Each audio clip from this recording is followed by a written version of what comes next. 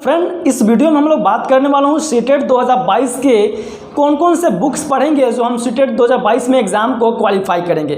देखिए, हम लोग बेसिस क्या करते हैं कि सीटेट के लिए पास करने के लिए मेनली क्या होता है, प्रीवियस ईयर के क्वेश्चन इनफ होते हैं एग्जाम क्रैक करने के लिए। लेकिन किसी को क्या होता है, भूत सवार होता है, बुक्स नहीं, हम बुक से ही पढ़ेंगे, ठीक है। तो उनके लिए यह वीडियो जो है बहुत परफेक्ट होने वाला है, क्योंकि इस वीडियो में हम लोग बात करने वाला हूँ पेपर 2 और पेपर 1, ठीक है। जितना भी होता है उसमें क्या क्या बुक्स हमको लगेगी, कौन कौन से बुक्स लगेगी, कैसे हम लोग पढ़ाई करेंगे जो आने वाली एग्जाम पर, यानी कि जो दिसंबर में एग्ज़ाम होने वाली, तो वो एग्ज़ाम तो हुआ नहीं, तो संभावना जताई जा रही है कि नवंबर से दिसंबर में एग्ज़ाम तो 2022 में होना ये संभव है, ठीक है। यानी कि 100% यह सत्य है जी कि 2022 में एग्ज़ाम होना है, लेकिन ये नहीं पता है कि कब होगा। लेकिन आपको पता होना चाहिए कि एग्ज़ाम से 3 महीने पहले आपको नोटिफिकेशन जारी होता है। यानी कहने का सेंस है, अगर अगले महीना जारी होता है तो आपका एग्ज़ाम जो होगा दिसंबर में होगा, ठीक है। तो आप इसके लिए आपको 2 से 3 महीना प्रिपरेशन के लिए इनफ टाइम होता है।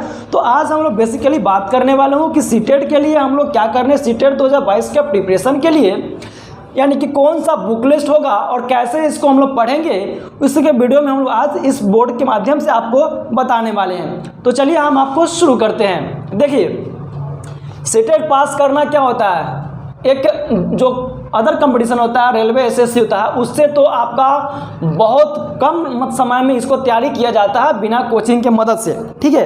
अब जो होता है क्या, इसमें कहने का सेंस है, कोई तो क्या करते हैं, बच्चे ऑनलाइन के माध्यम से सीख लेते हैं, यानी कि ये 2 से 3 महीना का प्रॉपर प्रत्येक 2 घंटे का तैयारी करते हैं तो इनफ है इनको सीटेट पास करने के लिए। लेकिन किसी को होता है कि ना हम बुक के माध्यम से पढ़ें, तो ये वीडियो उन सभी के लिए है जो बुक के माध्यम से पढ़ना चाहते हैं या किसी भी माध्यम से आप सीटेट को क्रैक करना चाहते हैं। तो आइए हम बताते हैं। देखिए, सबसे पहले हम एग्ज़ाम्स की बात करें तो एग्ज़ाम्स जो है आपको ये जुलाई में होने वाली थी, ठीक है, जुलाई में होने वाली थी, लेकिन जुलाई में क्या हुआ, नहीं हुआ। उसके लिए आपको क्या होगा, नवंबर से आपको नवंबर या दिसंबर में एग्ज़ाम होने वाली है इसकी, ठीक है। और एग्ज़ाम से 3 मंथ पहले, 3 मंथ बिफोर, ठीक है, 3 मंथ बिफोर आपको क्या होगा, नोटिफिकेशन आएगा, तब आप जाकर नवंबर और दिसंबर में एग्ज़ाम होने की संभावना है।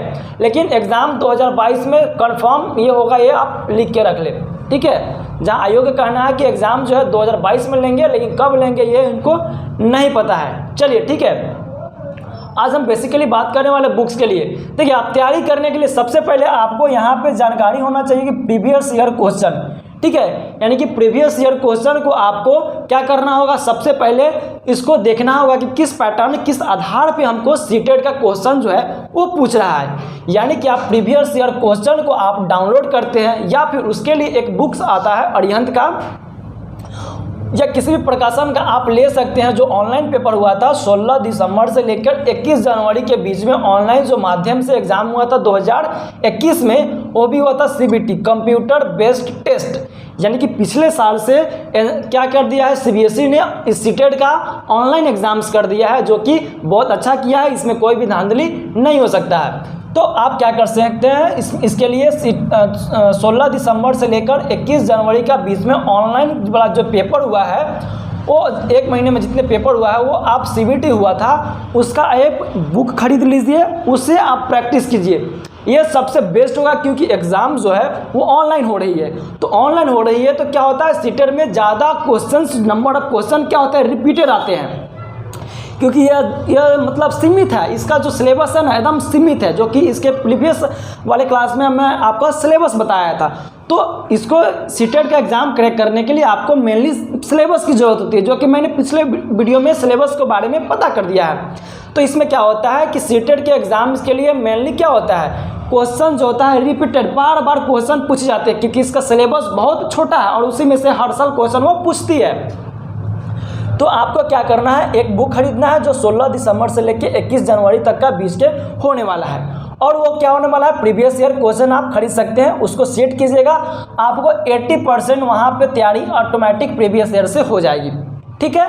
अब देखिए, यहाँ पे आता है सीडीपी, यानी कि 1 to 5 की बात कर रहे हैं, सीडीपी यानी बाल विकास। तो सीडीपी के लिए आप क्या कर सकते हैं, प्रीवियस ईयर का सेट लगाइए, प्रीवियस ईयर का सेट लगाइए जो ऑनलाइन बताएं, या अगर आप किताब से पढ़ना चाहते हैं तो एक मैं करूँगा एमसी ग्रो का, एमसी MC ग्रो हिल, यानी कि आप ये बुक ले सकते हैं। यहाँ पर लिखा हुआ है मैंने MC ग्रो हिल का बुक लिया हुआ है, यानी कि सब जो NCERT का जो निचोड़ होता है ना, यानी कि इसमें बहुत छोटा छोटा पार्ट में बताया गया है, और जो होता है ना छोटा लेकिन बहुत काम का होता है, यानी कि शॉर्ट लिस्टेड करके इसे MC ग्रो में बताया गया है। तो CDP के लिए आप क्या कर सकते हैं, प्रीवियस ईयर क्वेश्चन का आप तैयारी कीजिए, जिसकी आपका 80% कन्फर्म हो जाएगा, 20% बच जाएगा तो MC ग्रो के लिए कर सकते हैं, जो कि आपको जो होता है कि नहीं मैं बुक से पढ़ूंगा, इसके लिए आप क्या कर सकते हैं, ये कर सकते हैं।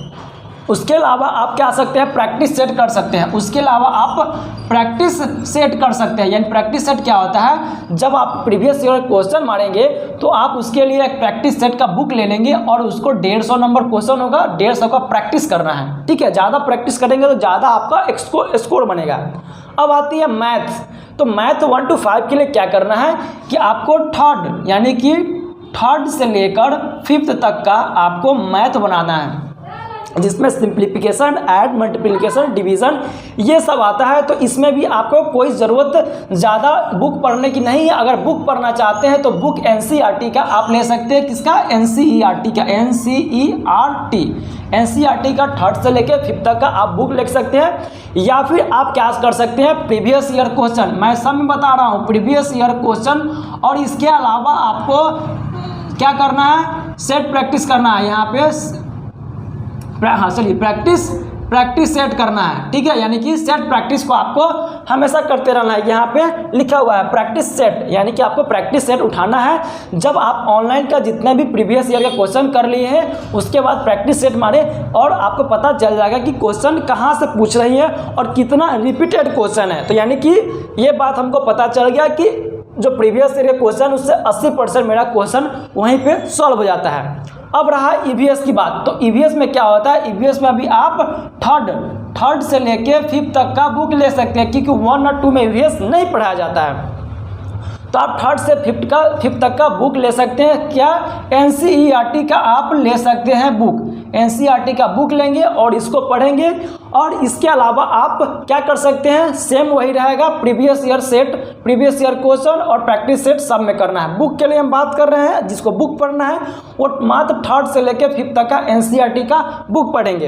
अब आता है लैंग्वेज पेपर 1, यानी 150 नंबर का होता है, तो 30, 60, 30, 90, अब बच गया 60 नंबर। तो इसी में लिखा हुआ है लैंग्वेज पेपर 1 और लैंग्वेज पेपर 2।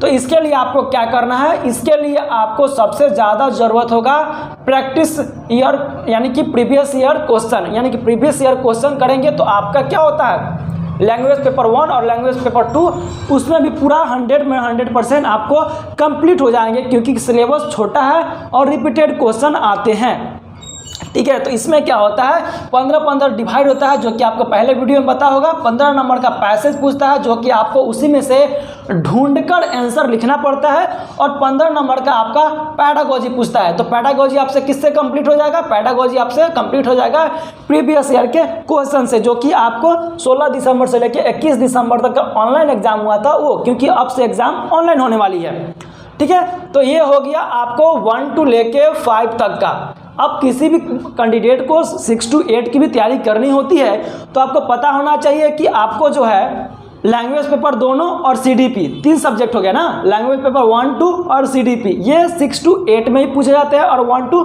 5 में पूछे जाते हैं। अब चेंज क्या होता है कि जिस कैंडिडेट का ग्रेजुएशन में साइंस सब्जेक्ट है उसको 6 to 8 में आपको 60 नंबर का मैथ और साइंस से पूछ दिए जाते हैं, 30-30 नंबर डिवाइड करके। 6 नंबर में आता है कि जिस कैंडिडेट का सोशल साइंस यानी कि आर्ट्स सब्जेक्ट्स है ऑनर्स में, उसको क्या होता है कि सोशल साइंस पूछे जाते हैं 60 नंबर का।